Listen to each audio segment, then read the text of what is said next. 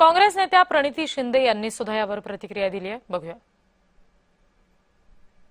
2/3 majority उनको नहीं mill पाई और आज हम बार बार मांग कर रहे थे कि डिलिमिटेशन और महिला आरक्षण बिल को मत जोड़िए, लेकिन ये जो पाप किया है, अन्याय वो उन्होंने देश की महिलाओं पे किया है और आज उनको भुगतना पड़ेगा।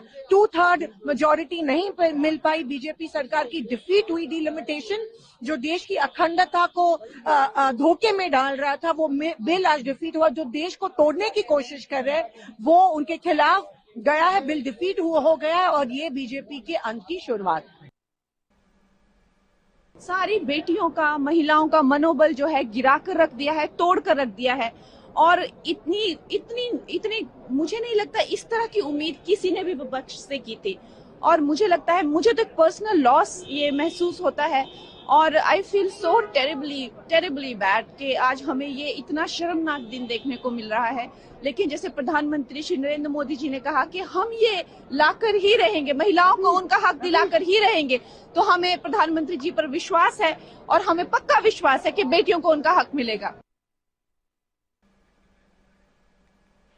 महिला विधेयकामागचा सरकारचा उद्देश शुद्ध नाही असं म्हणत काँग्रेस खासदार वर्षा गायकवाड यांनी सरकारवर टीका केली।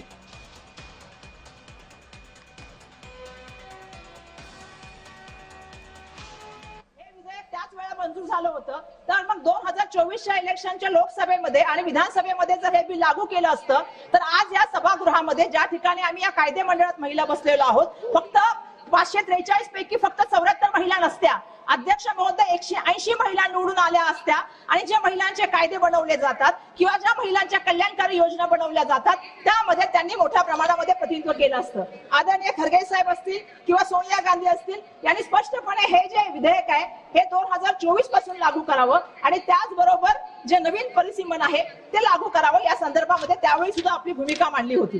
पण जेव्हा सरकारचा उद्देशच त्या ठिकाणी शुद्ध नाहीये आणि ज्यावेळी राजकीय संधुसाधेपणा याच्यामध्ये आहे, अशा वेळेला आपण बघितलं असेल की त्या बिलाची अंमलबजावणी झाली नाही।